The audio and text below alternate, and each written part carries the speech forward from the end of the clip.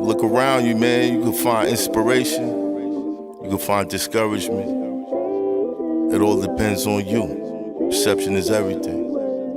Some people just hear another song. Some people hear the greatest. A nigga used to have no chill. Nowadays I bump side A. Traffic going bumper to bumper, stuck on the highway. Now, you became a whistleblower against NYPD. Some will argue the biggest gang in America. And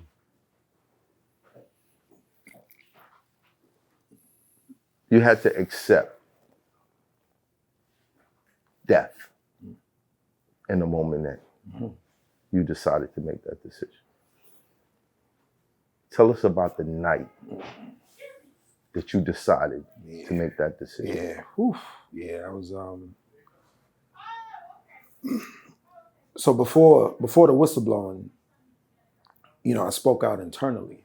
And because I could frame my arguments intellectually, empirically, I'm ready to have this conversation with anybody. And they try to take my head off for it. You understand? In what way? Just first, all types of retaliation. Your supervisor in the police department can ruin your whole life. You understand? It's a paramilitary organization. You're not really free until you retire or you quit or get fired. They control you. What you do outside of work could affect you at work.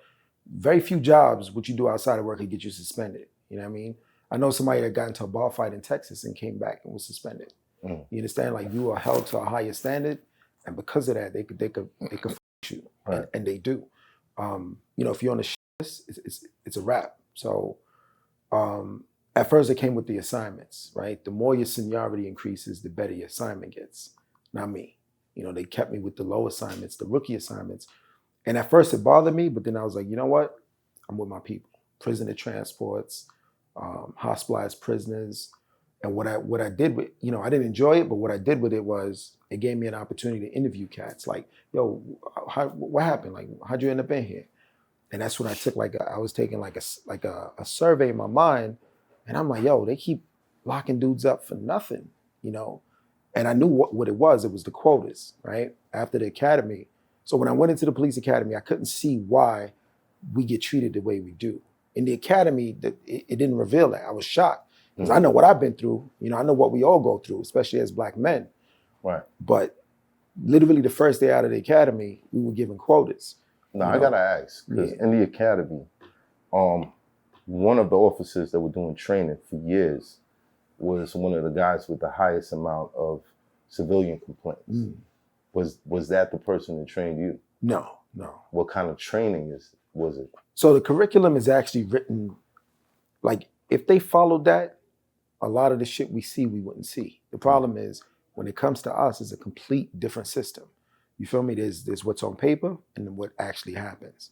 So in the academy, I couldn't find the issue. But day one on patrol, the number was 410 and 10. I'm like, it was 410 and 10. 4 arrests, 10 summonses, tickets, and 10 stop and frisk a month. And I'm like, wait, what? So at first I'm like, okay, maybe they want us to kind of know how to do this. So if it goes down, we could know what we got to do. Yeah. But then I realized with the lieutenant, that's all it was every day. It was relentless, right? They just kept the pressure on. And now I'm watching, like, as a rookie, I'm seeing cops with 6 months more and up to 3-4 years more than me.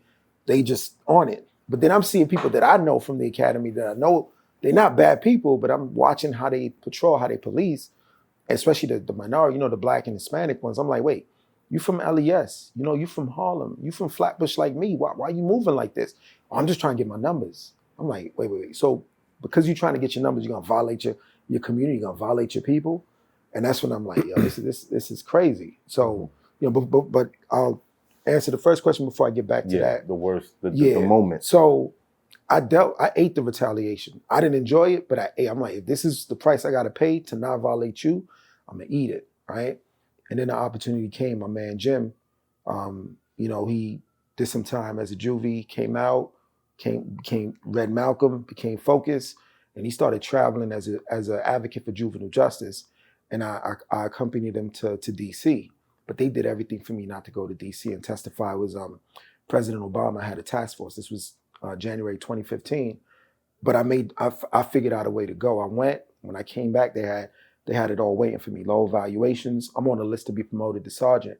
I'm number 8 on the list of over 900. So when the first group goes in, about 50 at a time, I'm supposed to be promoted, you know. And once you promoted, you don't got to deal with the low level shit. So I want to get promoted, but I'm not gonna violate my people, even if I got to lose my promotion. Right. And even though you say it to yourself, when it actually goes down, that shit still hurts. You know what I mean? Because you work hard. And then it was one particular night. Yeah, I couldn't sleep, man. For 3 days, I couldn't sleep. It was the worst feeling. I don't wish that shit on my enemy. Like you start to see it in your face, like when you don't sleep. And, you know, my man Jim was like, yo, I couldn't do this shit, Dread. I would have blew all this shit up. I said, what do you mean? Like, I can't just blow it up. I got a condo, I got a little Benz, you know what I mean? I got a decent life. You use my car. Like, what happened? Yo, honestly, I can't fully call it, man. I went to sleep, I woke up, and I'm like, I'm ready. I'm ready. Whatever it is, I'm ready. There wasn't any particular occasion that kind of hit you a little bit harder than everything else? Coming back from DC, they hit me with a low evaluation. And to those that don't know, like that, your career is done. That evaluation, my career is over. I'm not getting promoted with that.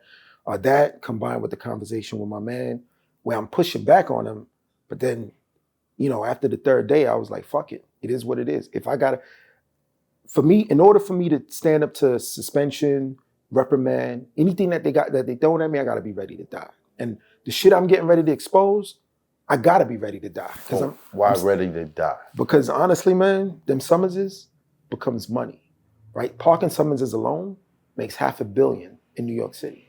Just parking summonses. When you add the drinking summonses and all the other summonses, we talking about billions of dollars that I'm about to stop. Because right. if my work goes through, right, we get it better, right? We don't get harassed as much, but the dollars start flowing. And I'm a Haitian kid from Flatbush. And I'm the last person that should be stopping these type of dollars. So you gotta be ready. It's Hoffa. Trapper turn smack rapper. Only smack rapper that you know is smack rappers. Got bars, I can hang with the backpackers. Trap star, I don't hang with the backpackers. I'm in the hood with the work you heard. Making fiends leave earth you heard. Got your baby mama thirst you heard. Feel the flow, nigga, throw it in reverse. This the wave you need to surf you heard.